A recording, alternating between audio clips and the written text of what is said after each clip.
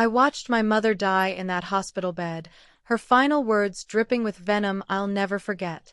She'd stolen everything I'd saved for my daughter's future, 17 years of sacrifice gone in weeks. But what she whispered to me before her last breath, that's what truly destroyed me. My name is Maya, and I need to tell you about the day I discovered that the person who gave me life had also taken everything from my daughter's future. It was a Tuesday morning in March when my world imploded. I remember because Tuesdays were always my favorite. My daughter Sophia and I would grab coffee before her tutoring sessions, talking about colleges and dreams and all the things that 17 years of scrimping and saving were supposed to make possible. I was at the bank that morning to transfer some additional funds into what I called Sophia's Freedom Account. That's what I'd named it in my head, anyway.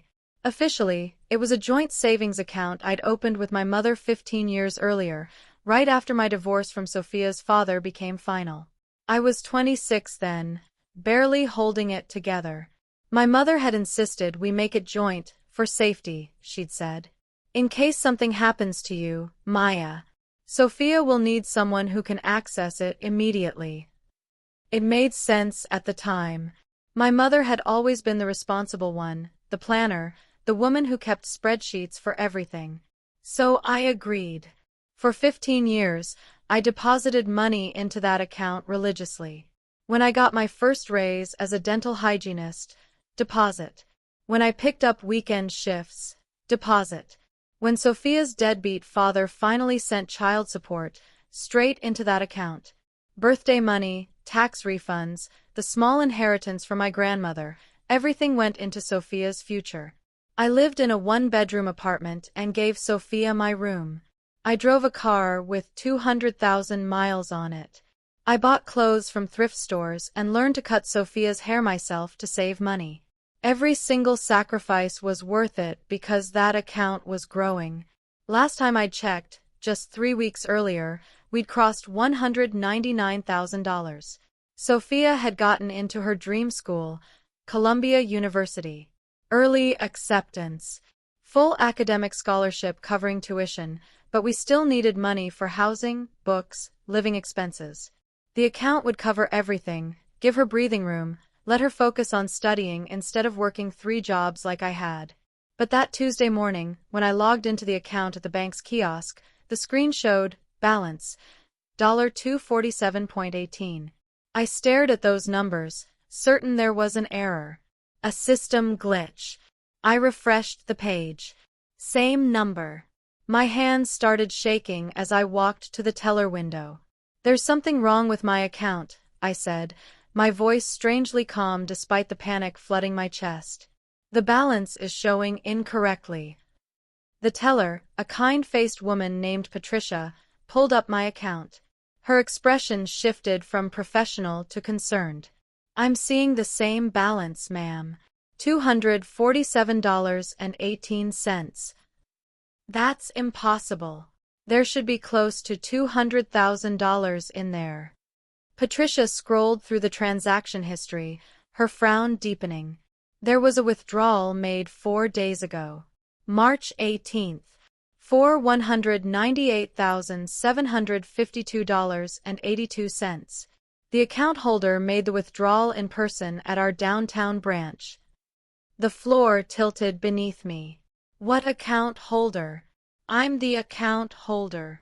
The account has 2 authorized holders, Patricia said gently. You and Catherine Walsh. My mother. That's my mother, but she wouldn't. But even as I said it, something cold and terrible was unfolding in my chest. The way she'd been avoiding my calls lately. How she'd brushed me off when I'd mentioned meeting up last week. The strange tension in her voice when I told her about Sophia's Columbia acceptance. I need to see the transaction details. Everything. Print it all out. Patricia printed 12 pages of withdrawal documentation. My mother had walked into that branch, presented her ID, and cleaned out 15 years of my life in a single transaction. The teller's notes indicated she'd requested a cashier's check made out to Walsh Family Trust. I didn't even know we had a family trust. I drove to my mother's house in a daze, the printed papers clutched in my shaking hands. She lived in a beautiful craftsman home in the suburbs, a place she'd been able to buy after my father's life insurance policy paid out when I was 19. She'd always been comfortable, always secure, while I'd clawed my way through community college and struggled to keep Sophia fed. Her car was in the driveway. I didn't knock. She was in her kitchen, drinking tea and reading the newspaper like it was any other morning. Like she hadn't just committed the most devastating act of betrayal I could imagine. "Maya," she said, looking up with surprise that seemed almost genuine. "I wasn't expecting you." "Where is it?" My voice came out as a whisper. "Where's Sophia's money?" The surprise melted off her face, replaced by something harder. Something I'd seen glimpses of throughout my life, but had always made excuses for. "I assume you went to the bank. You stole $199,000 from your granddaughter." "I didn't steal anything." She set down her teacup with deliberate care. "That was a joint account. I had every legal right to withdraw those funds." Legal right. I was shouting now, something I'd never done with my mother. That was Sophia's college money. 15 years of mom, I gave up everything to save that money. And you put it in an account with my name on it. That was your choice. Because you said it was for safety. You said it was in case something happened to me. Things change, Maya. She stood up, smoothing her designer blouse. The family needed that money more urgently than Sophia needs it for college. What family? What are you talking about? She sighed like I was being deliberately obtuse. Your brother. Ethan needed it for his business venture. He's finally found his calling, Maya. He's opening a luxury car dealership with his partner, and they needed investment capital. This is a once-in-a-lifetime opportunity. I stared at my mother, this woman I thought I knew, and felt like I was seeing a stranger. Ethan. You gave Sophia's college fund to Ethan. The same Ethan who's failed at 5 different business ventures in the last 10 years? The same brother who's never held a job for more than a year. Your brother is an entrepreneur. You wouldn't understand the risks involved in. He's a 42-year-old con artist who spent his entire adult life manipulating you for money. My mother's face hardened. That's quite enough. I won't have you speak about your brother that way in my home. Your home. I laughed, a bitter sound that hurt my throat. The home you bought with Dad's life insurance. Tell me, Mom, did you ever share any of that money with me? When I was sleeping in my car with a 6-month-old baby because I couldn't afford rent and daycare. When I was eating ramen for weeks so Sophia could have fresh vegetables.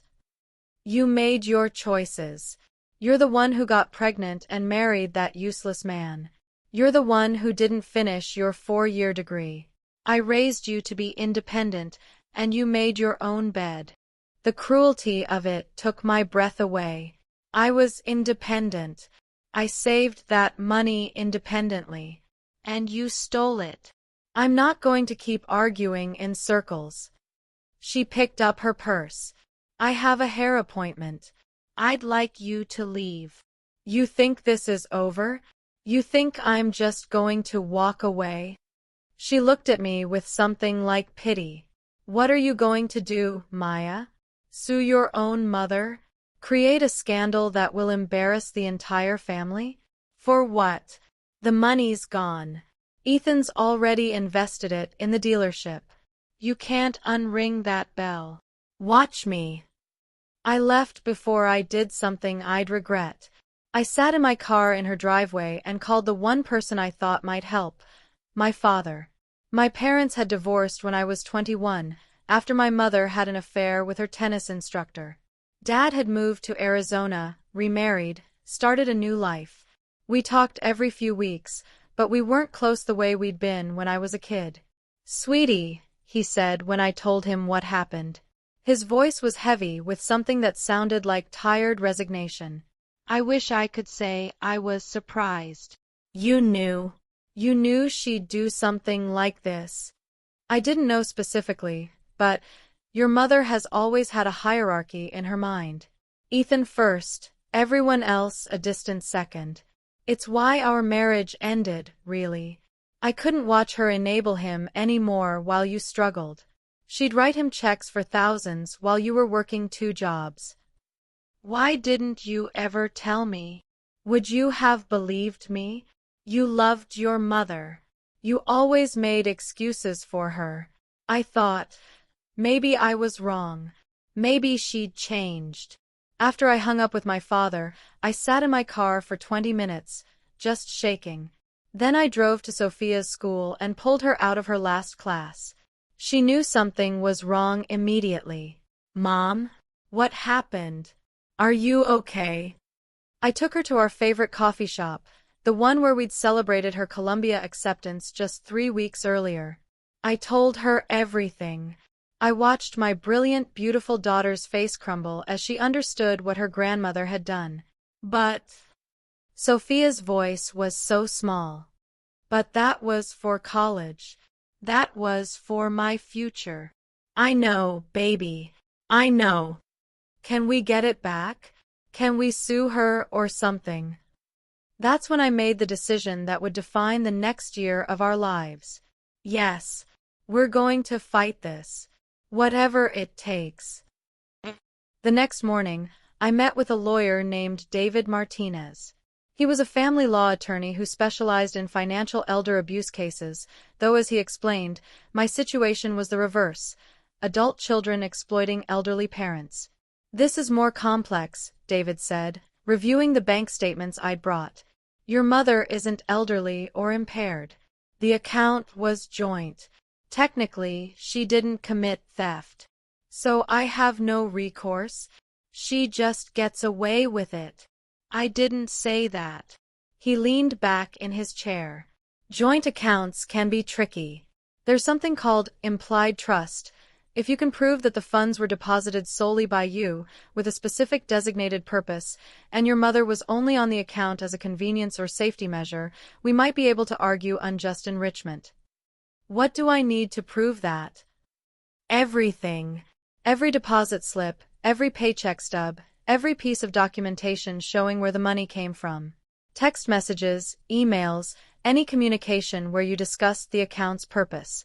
Witnesses who can testify that she understood it was for Sophia's education. What about the money she gave Ethan? Can we trace that? That's where this gets interesting. If she transferred the money to your brother, and he used it for a business, there's a paper trail. We need to find out exactly where every dollar went. I spent the next 3 weeks becoming an investigator. I obtained every bank record going back 15 years. I found deposit slips I'd saved in a box in my closet. I printed out emails between my mother and me, including one from 8 years earlier where I'd written, "Thanks for agreeing to keep the college fund account joint. It gives me peace of mind knowing you can access it if something happens to me. Sophia's education is the most important thing in the world to me." I contacted my former employers and got copies of pay stubs. I documented every tax return where I'd listed that account. I even found witnesses. My best friend Rachel had been with me when I'd opened the account and could testify about the conversation with my mother.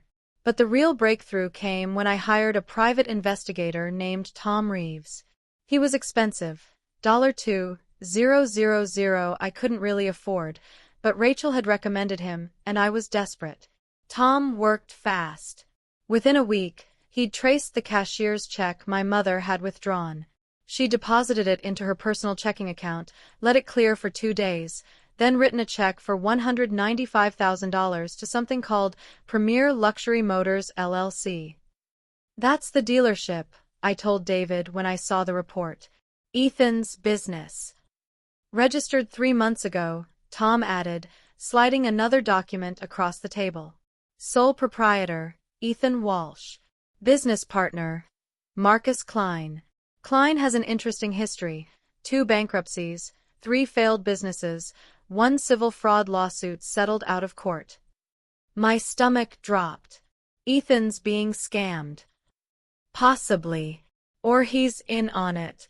Either way, they took your money and invested it in a business venture that, according to the market analysis I commissioned, has a 95% chance of failure within 18 months. David was already taking notes. This is good. This gives us multiple angles. We can go after your mother for unjust enrichment and breach of fiduciary duty. We can potentially go after Ethan and Klein for conversion of funds if we can prove they knew the money wasn't your mother's to give. What are my chances? David was quiet for a moment. Honest answer? 50-50. Joint accounts are hard to litigate. Judges don't like family disputes. You're going to have to prove not just that the money was yours, but that your mother acted in bad faith, that she knew her actions would cause you severe harm. And even if we win, collection could be a nightmare. If the dealership fails and Ethan has no assets. I don't care. We're doing this. Filing the lawsuit cost $5,000 in attorney's fees just to get started. I took out a loan. Rachel offered to help, but I couldn't take money from her. She had 3 kids of her own. The lawsuit named my mother and Ethan as defendants. When the process server delivered the papers, my mother called me for the first time since our confrontation. How dare you? Her voice was ice cold. You're suing your own family. You stole from your granddaughter. I took money from an account with my name on it. That's not theft. Then I'll see you in court, Mom. You're going to regret this, Maya. You're making an enemy of your entire family over money. Money that you'll never see again. You're just going to rack up legal fees and destroy what's left of our relationships. Our relationship was destroyed the moment you chose Ethan over Sophia. She hung up on me. What followed were the worst 6 months of my life. My mother hired an expensive attorney, probably with money she still had sitting around, and fought us on every single point. Discovery was brutal. They subpoenaed everything. My bank records, my employment history, even my divorce papers. Ethan joined the case 3 months in with his own lawyer. His defense was that he'd received the money as a gift from our mother, that he had no knowledge of where she'd obtained it, and that he'd already spent it on legitimate business expenses.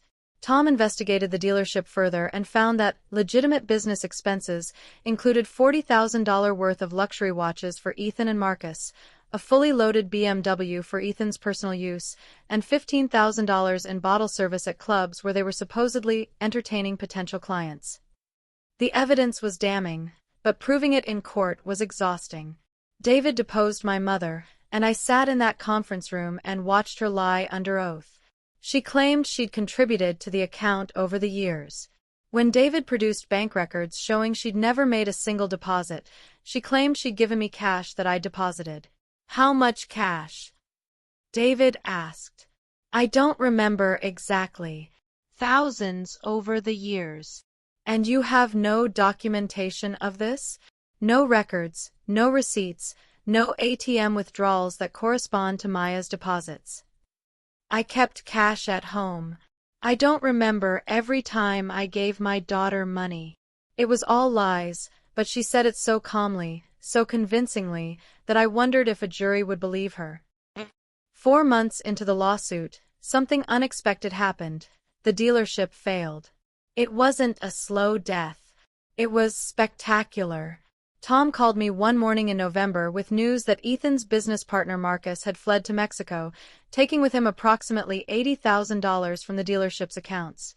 Ethan had filed a police report, but Marcus was gone. The dealership itself was hemorrhaging money. Ethan had signed a terrible lease with massive overhead costs. The luxury cars weren't selling. Within 2 weeks of Marcus disappearing, creditors started filing liens. The business went into bankruptcy. Part of me felt vindicated. I'd been right. This was always going to fail. But another part of me just felt sad because it meant my money was truly gone, absorbed into a failed venture that had predictably imploded. Then something worse happened. My mother had a stroke. It was minor, that's what the doctors said. A TIA, a transient ischemic attack. She was in the hospital for 4 days, then released with medication and instructions to reduce stress. My Aunt Karen called me, my mother's sister. Maya, you need to drop this lawsuit. You're killing her. The stress of this legal battle caused the stroke. The stress of stealing from her granddaughter caused the stroke. She's your mother. How can you be so cold? I'm protecting my daughter. That's what mothers do. But the guilt ate at me anyway. David assured me we were doing the right thing, that my mother's health crisis wasn't my fault, but I lay awake at night wondering, what if I was wrong? What if I was letting money destroy what was left of my family? Sophia saw me struggling. She was 17 now, mature beyond her years from watching our financial struggles. Mom, if you want to drop it, I understand. I can take out loans, work my way through Colombia. We'll figure it out. No. I took her hands. You're not going into debt for college because your grandmother stole from you. We're seeing this through. The trial date was set for February, 11 months after my mother had emptied the account. David warned me that my mother's recent stroke would play badly with a jury, that her lawyers would absolutely use it for sympathy. They're going to paint you as the villain, he said. The ungrateful daughter suing her poor, sick mother over a family disagreement about money. Are you prepared for that? I wasn't sure I was. But I didn't have a choice. The courtroom was smaller than I'd expected. My mother sat at the defendant's table with her attorney, a silver-haired man named Robert Chambers who looked like he'd stepped out of a legal drama. Ethan sat beside her, his expensive suit doing nothing to hide how haggard he looked. The dealership's failure had aged him. David had warned me this would be ugly, but I wasn't prepared for just how ugly. Chambers opened by painting me as vindictive and greedy. He called me a troubled single mother with a history of poor financial decisions, who was now trying to blame her own mother for her failures. He emphasized the joint account, arguing that my mother had every legal and moral right to use funds she co-owned. Catherine Walsh is a 72-year-old widow who recently suffered a stroke, Chambers said, his voice dripping with sympathy. Her daughter is dragging her through this ordeal because of regret over her own choices. The account was joint. The withdrawal was legal. This lawsuit is nothing more than an extortion attempt. Then it was David's turn, and he came out swinging. Over 15 years, Maya Walsh deposited $199,000 into an account designated for one purpose and one purpose only, her daughter's education. Not a single penny came from Catherine Walsh. Not one. Every deposit is documented, every source traced. Maya worked 2 jobs, sacrificed everything, while her mother lived comfortably on her deceased husband's life insurance money. He presented the evidence methodically, bank records showing every deposit with my name attached. Pay stubs proving the money came from my earnings. The email I'd sent 8 years earlier explicitly stating the account was for Sophia's education. Testimony from Rachel about the day I'd opened the account. Then he dropped the bomb. Catherine Walsh didn't use this money for anything remotely responsible. She gave it to her son Ethan, who immediately squandered it on a doomed business venture with a con artist. Luxury watches. A BMW. Bottle service at nightclubs. This wasn't an investment.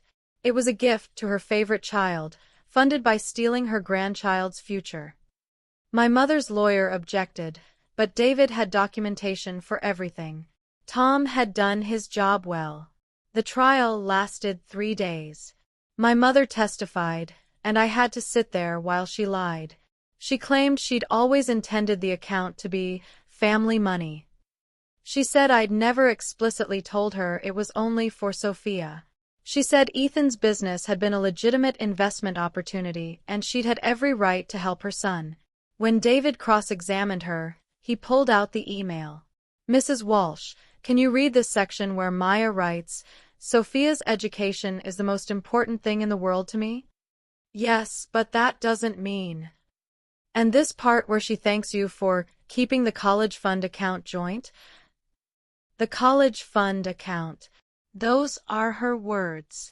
I don't remember that conversation exactly. You don't remember, or you're choosing not to? Chambers objected, but the damage was done. Ethan testified next, and he was a disaster. He was defensive, evasive, and clearly uncomfortable. When David asked him if he'd known the money came from Sophia's college fund, Ethan hesitated too long before saying no. You hesitated, David said. Why? I didn't hesitate. My mother told me it was her money to invest. I trusted her. You didn't ask where a 72-year-old widow suddenly got $200,000 to invest in your business? Objection. Argumentative. Sustained. But again, the point was made. Ethan had known, or should have known. He'd taken the money anyway. Then it was my turn to testify, and I was terrified. But David had prepared me well. I told my story simply, honestly. I explained every sacrifice, every choice, every deposit. I talked about eating ramen so Sophia could have fresh food. I described my car breaking down and deciding to fix it myself because I couldn't afford a mechanic. I explained how Colombia had been Sophia's dream since she was 12 years old. When you discovered the money was gone, David asked, what did you feel? Like I'd failed her. Like 15 years of sacrifice meant nothing. Like my mother had looked at everything I'd worked for and decided her son's failing business mattered more than her granddaughter's education. Chambers tried to break me on cross-examination. He brought up my divorce, my lack of a 4-year degree, every mistake I'd ever made. But I didn't break. I was fighting for my daughter, and nothing he said could shake that. Sophia testified too, and she was incredible. At 17, she spoke with a clarity and maturity that stunned the courtroom. She explained how she'd watched me sacrifice for years, how she'd seen the account balance grow, how her grandmother had always told her she was so proud of her academic achievements. Did your grandmother ever indicate to you that the account might be used for anything other than your education? David asked. Never. Every birthday, every Christmas, she'd ask about the account balance. She'd say things like, "Getting closer to Colombia, aren't we?" She knew exactly what that money was for. The jury deliberated for 6 hours. When they came back, the forewoman read the verdict. We find in favor of the plaintiff, Maya Walsh. I collapsed into David's arms, sobbing. The jury awarded me $199,000 in compensatory damages plus $75,000 in punitive damages. They'd sent a message. What my mother did was wrong, legally and morally. But winning the judgment and collecting it were two different things. My mother didn't have $274,000 in liquid assets. Ethan certainly didn't. The dealership was bankrupt, the assets liquidated for pennies on the dollar. David filed liens against my mother's house and bank accounts. She was forced to sell her beautiful Craftsman home, the one she'd bought with my father's life insurance money.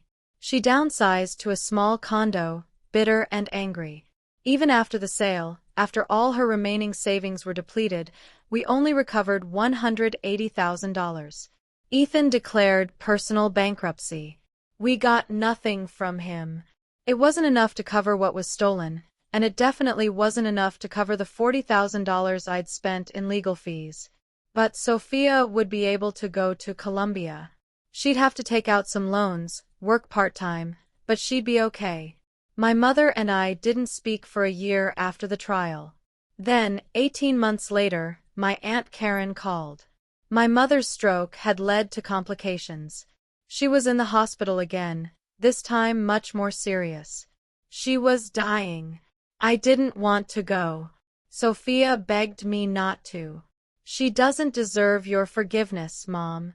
She doesn't deserve to see you. But something pulled me there anyway. Maybe it was the part of me that was still that little girl who loved her mother. Maybe it was just needing closure. I went to the hospital alone. My mother was in ICU, hooked up to machines, pale and fragile. She looked so small in that bed, Nothing like the woman who'd controlled and manipulated our family for decades. When she saw me, her eyes filled with tears. Maya! I stood at the foot of her bed, unable to come closer. I'm here. I'm sorry. Her voice was weak, raspy. I'm sorry for everything. I wanted to believe her. I wanted those words to mean something. Why did you do it, Mom? Why Ethan? Why not me? She was quiet for a long time, and I thought maybe she'd drifted off. Then she spoke, and what she said shattered the last piece of my heart. Because you didn't need me. You never needed me. From the time you were young, you were so independent, so strong. But Ethan has always needed me. And I needed to be needed. The honesty of it was devastating. She'd sabotaged me my entire life, not because she didn't love me, but because I'd never given her the satisfaction of being dependent on her. My strength had been my weakness in her eyes. So you punished me for being strong? I didn't see it that way. I thought I was helping the child who needed help. You were supposed to help both of us, Mom. That's what mothers do. She closed her eyes. I know that now.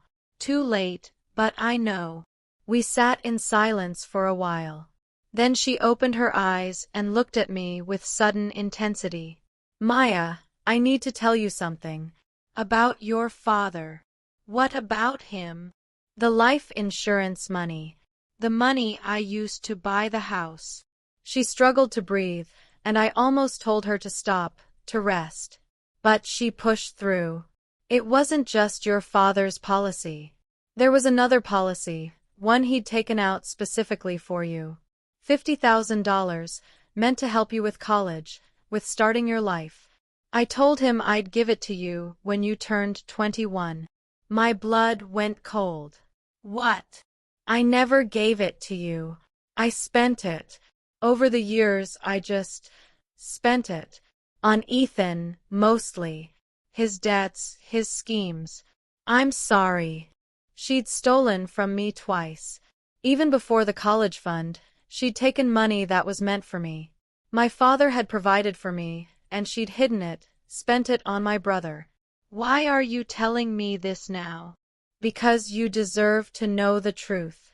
Because I'm dying, and I can't take these secrets with me. She reached out a trembling hand toward me.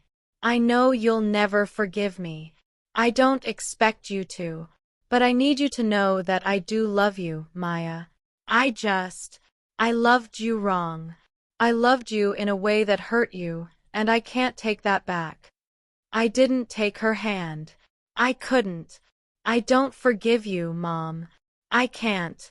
What you did to me, to Sophia, that's not love. That's cruelty dressed up as love. I know. She closed her eyes again, and I thought that was it, that she'd said everything. I turned to leave, my hand on the door, when her voice stopped me one last time. Maya! Her voice was so quiet I barely heard it. You broke me. The trial, losing my home, watching you look at me with such hatred. You broke me, and I deserved it. But I want you to remember something. What? Her eyes opened, and there was something in them I'd never seen before. Something ugly and vindictive that must have always been there, hidden under the facade of motherly concern. I gave you life. Everything you are, everything Sophia is, exists because I chose to have you. And you thanked me by destroying me. You won your lawsuit, got your money, but you lost your mother. Was it worth it? The cruelty of it, the manipulation in her dying moments, took my breath away. Even now, even at the end, she was trying to make me feel guilty for protecting my daughter. She was trying to poison my victory with doubt. I looked at this woman, my mother, and felt nothing but pity. Yes, I said quietly. It was worth it. Because I chose my daughter over you, just like you chose Ethan over me. And I'd make that choice 1,000 times over. I walked out. She died 3 days later. I didn't go to the funeral. That was 5 years ago. Sophia graduated from Columbia last year with honors. She's in graduate school now, studying environmental law, and she's happy. The loans she had to take out weren't crippling, and she's paying them down steadily. I never got an apology from Ethan. He sent a text after my mother's funeral. Hope you're happy. You killed her. I blocked his number. My father and I have grown closer. He understood what I'd been through in a way no one else could. He apologized for not protecting me from my mother's favoritism when I was younger, for not seeing how destructive it was. We talk every week now. I still think about my mother's last words sometimes. Was it worth it? And I know the answer she wanted was no. She wanted me to be consumed by guilt, to regret fighting back, to wish I'd just accepted the theft and preserved the family peace. But she was wrong. It was worth it. Every dollar I spent on legal fees, every sleepless night, every horrible moment in that courtroom, it was worth it because I taught my daughter something essential, that you don't accept injustice, even from family. That you fight for what's right, even when it's hard. That love doesn't mean tolerating abuse. My mother gave me life, that's true. But I gave Sophia something better. I gave her the example of a mother who would burn down the world to protect her. I showed her that you can break free from toxic family patterns, that you can choose your child over the people who hurt you, that justice matters even when it's painful. The $180,000 I recovered sent Sophia to Columbia. But the real inheritance I gave her was this, the knowledge that she's worth fighting for. That her dreams matter. That she never has to accept being second best or an afterthought or a sacrifice on the altar of someone else's needs. My mother's last words were meant to haunt me, to make me doubt myself, to poison my victory. And yes, sometimes at 3 a.m, I think about them. I wonder if I was too harsh, if I should have been more forgiving, if our family could have healed if I'd just let it go. But then I remember 15 years of sacrifice. I remember the look on Sophia's face when she understood what her grandmother had done. I remember my mother lying under oath, choosing Ethan even as the evidence piled up against her. And I know I did the right thing. Because being a good mother isn't about preserving relationships at any cost. It's about protecting your child, even from people who are supposed to love them.